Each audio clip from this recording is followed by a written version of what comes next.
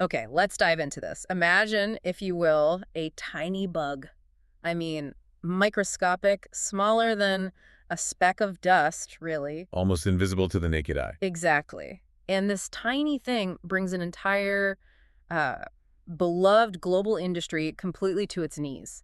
It sounds unbelievable, but that's the story we're getting into today. We're talking about the Phylloxera wine epidemic, the big one, in the 19th century. Right. And our mission here, using the sources you provided, is to really unpack this historical crisis, how it happened, the desperate fight against it. And, crucially, how it didn't just disrupt things, it completely reshaped the world of wine production.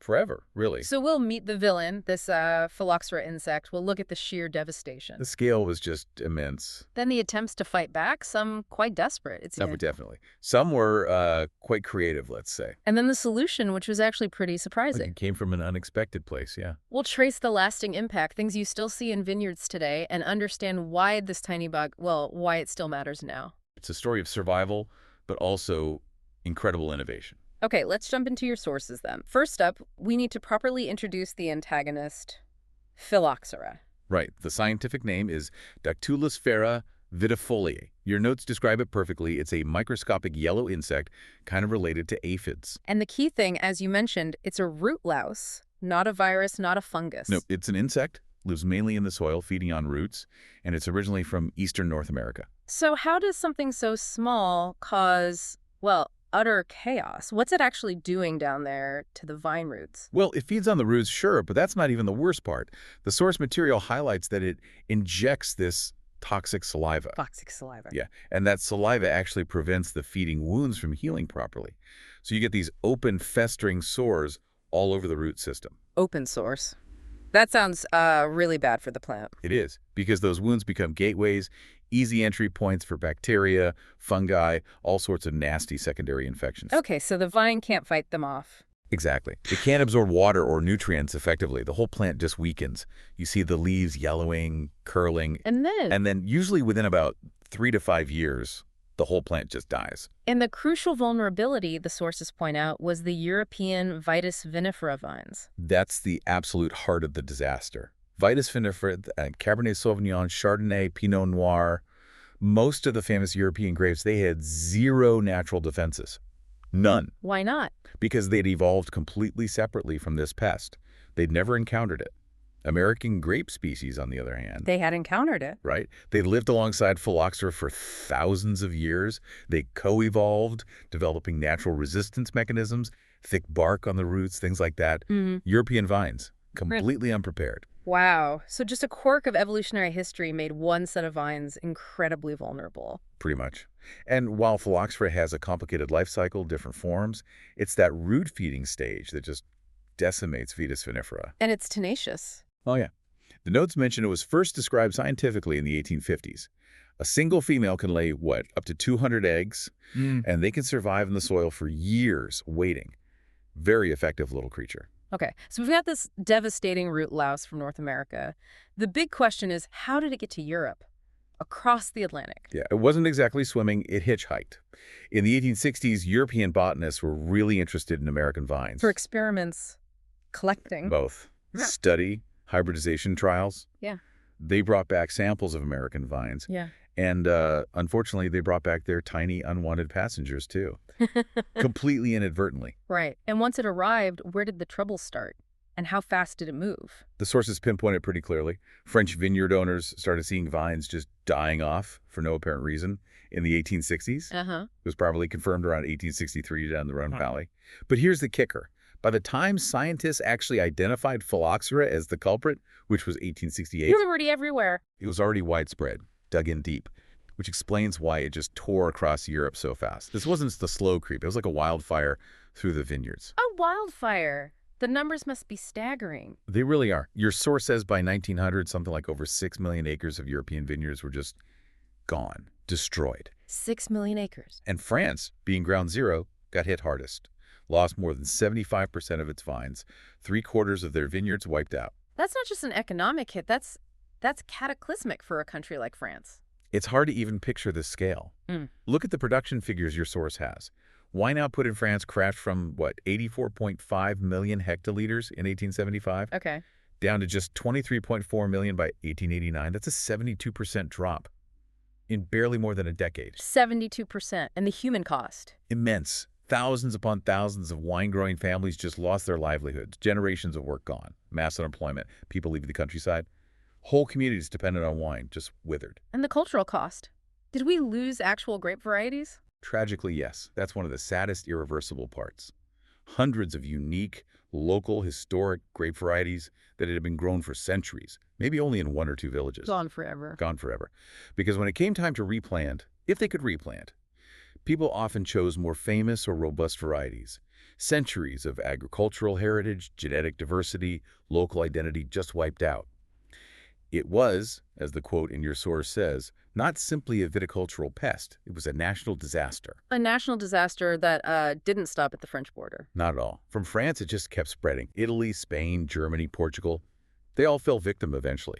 It got so bad that some French winemakers actually moved their entire operations temporarily to Algeria just to keep producing something while France was devastated. Wow, a truly global crisis for wine. So faced with this, total devastation, history disappearing, what did people do? They must have been desperate. Desperate is putting it mildly. The sources talk about some really frantic and often pretty futile attempts. Like what? Well, some tried flooding entire vineyards with water for weeks, hoping to drown the bugs. Did that work? Not really feasible on a large scale, and often damaged the vines anyway. Then there were chemical treatments. Injecting carbon disulfide, a really toxic chemical, into the soil around the roots. That sounds dangerous. Extremely dangerous and expensive. It offered some temporary help maybe, but it didn't stop the spread long term. And then you had quarantines, trying to isolate affected areas. And the folk remedies. I saw a mention of burying live toads. Yes. That tells you something about the level of panic. And frankly, the lack of understanding early on. When science doesn't have an answer, people try anything. Understandable, I guess. But the government took it seriously. There was a reward. Oh, yes. The French government offered a huge reward, 300,000 francs, which was an absolute fortune back then for anyone who could find an effective cure. A massive incentive. But the real breakthrough, the actual solution, it wasn't about killing the bug directly, was it? It was more subtle. It's exactly right. It came from looking closely at the problem itself. Scientists started noticing something crucial. Those American grape varieties, the ones that accidentally brought Phylloxera over. Yeah. They weren't dying, they were resistant. They could live with Phylloxera in their native soil without being destroyed. Ah, so the source of the problem held the key to the solution. That's neat. It's beautifully ironic, isn't it? The light bulb moment, credited to scientists like Charles Valentine Riley in the U.S. and Jules-Émile Planchon in France, was basically, if the American roots can handle the bug. Why not use those roots? Precisely. Use the resistant American root system as the foundation, and then attach the European vine on top. That's grafting. So you take the top part of the European vine, the Vitis vinifera, The part that grows the grapes you want, all the flavor and character. and you stick it onto the tough American rootstock. That's the technique. You get the best of both worlds. The European grape quality you want, combined with the American root system that Phylloxera can't destroy. Protection from the ground up. It sounds almost elegant now. Was it immediately embraced? Did growers say, great, let's do it? Oh, far from it. Your sources make it clear there was huge resistance at first. Right. Why? Deep-seated pride, tradition. Many vineyard owners were horrified at the idea of using foreign American roots. They truly believed it would change the fundamental character of their wine, the terroir. That unique sense of place you get from the soil and climate. Exactly. They feared the American roots would somehow taint that, alter the taste that had been developed over centuries. They were incredibly protective of their identity. So they risked losing everything rather than adopt this new technique. Some did, yes. Certain regions, your notes mentioned Champagne, for instance, held out for a very long time, resisting grafting until almost all their original vines were dead or dying. Only then, out of sheer desperation, did they finally switch over. The fear of losing that specific character was that strong. But eventually the evidence must have become overwhelming. It did. Grafting clearly worked. And crucially, experience showed that it did preserve the essential qualities of the European grapes. The terroir still expressed itself through the grafted vine. Acceptance grew, mostly out of necessity. And the solution, grafting, it wasn't just a quick fix. It permanently changed the wine world. Completely transformed it. When the massive replanting effort began using grafted vines, Growers had to make choices. About what to replant. Yes, many focused on the grape varieties that were most commercially successful, or easiest to graft, or simply the ones they still had access to. And that, tragically, led to that permanent loss of biodiversity we talked about. Hundreds of minor local grape varieties just vanished from the map. A huge loss. But did the crisis force any positive changes? Any modernization? Ironically, yes. Having to rip everything out and start again gave an unexpected opportunity. Vineyards were often replanted in more systematic ways, Oh, so. using layouts based on, well, science, rather than just tradition. Thinking about things like soil drainage, sun exposure, row spacing, it really pushed viticulture away from older, sometimes almost medieval practices, towards a more scientifically informed approach. And grafting itself just became the norm. Pretty much like standard practice globally now. The sources say nearly all commercial vineyards worldwide rely on grafted vines. Wow. And this created a whole new specialized industry, developing and supplying rootstocks. Nurseries researched different American vine species and hybrids to find rootstocks suited to specific soils, climates, even resistance to other pests like nematodes. It's quite specialized. So you choose your rootstock almost as carefully as your grape variety now. Absolutely. And beyond the vineyards themselves, the crisis also showed the value of working together. How do you mean? Well, it took French, American, and other scientists collaborating, sharing information across borders to figure out the problem and develop the grafting solution. That model of international scientific cooperation became really important for tackling future agricultural challenges. So Phylloxera is history, but the bug itself, it's not gone, right? This is still something growers have to deal with. Oh, absolutely. Grafting is a management strategy, not an eradication. The insect is still out there, living in soils all around the world. So places that maybe escaped the first time around, are they still at risk? Definitely. Regions that were initially spared, maybe due to isolation, like parts of Australia or Chile or Argentina, they've actually seen modern outbreaks when biosecurity measures failed or the bug got introduced accidentally. It's a constant threat. And your notes have that really stark example from California relatively recently. Yes, the Napa Valley in the 1980s. Yeah. Huge resurgence. It turned out that a widely planted rootstock called XR1, which was thought to be resistant, wasn't resistant enough, or maybe failed against a new strain of Phylloxera. What happened? Devastation. Vineyards had to be ripped out and replanted all over again. The cost was enormous, over $1 billion. A very painful reminder that there's no permanent cure, just ongoing vigilance and management. So biosecurity must be absolutely paramount today in areas trying to stay phylloxera-free. Crucial. Many regions, especially islands or isolated areas, have incredibly strict protocols.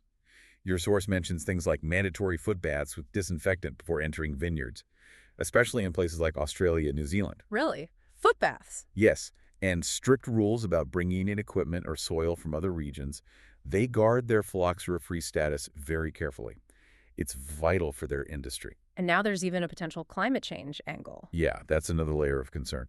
Rising temperatures could potentially allow phylloxera to survive and thrive in areas that used to be too cold for it. Expanding its range. Potentially, yes. And warmer conditions generally mean faster reproduction rates for insects, which could put even more pressure on existing control methods, including grafted vines. It just underscores the vulnerability of, large-scale agriculture, especially monocultures, to pests and environmental shifts. It's a complex, ongoing battle then. But despite all this, despite the near-universal need for grafting, there are still a few places with vines on their original roots. Ungrafted vines. There are. These are incredibly precious, like living museums.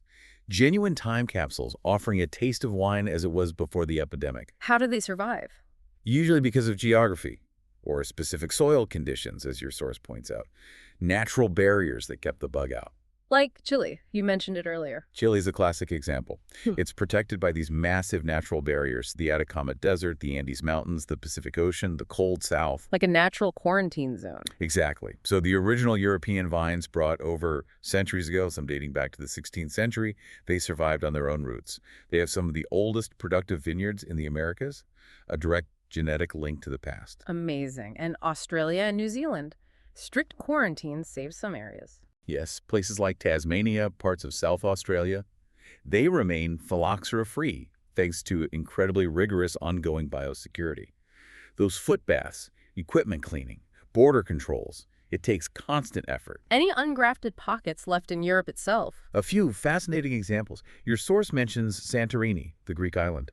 Its volcanic soil is apparently quite hostile to Phylloxera, maybe the high ash or mineral content. Interesting. And also certain very sandy soils, like in Caleares in Portugal, and even some spots in America. The insect just can't move easily, or perhaps survive well in that loose, sandy texture. So some vines there escape the plague on their own roots. And these ungrafted vineyards, they're more than just historical curiosities. Oh, absolutely. Yeah. Scientifically, they preserve genetic material that might have been lost. They maintain traditional viticultural methods.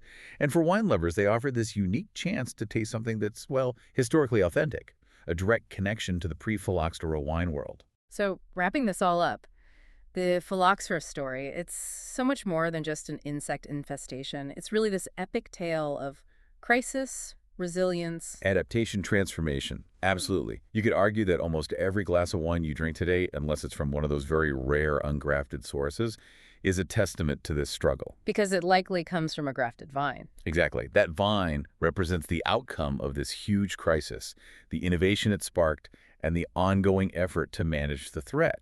It's history in a glass, in a way. And it really forced people to work together to advance the science of grape growing. It absolutely did. It demanded human ingenuity, that international scientific cooperation we talked about, and just sheer persistence from growers who refused to give up, balancing tradition with the need to adapt. And ironically, as you said, the destruction paved the way for some improvements. Yeah, it's strange to think.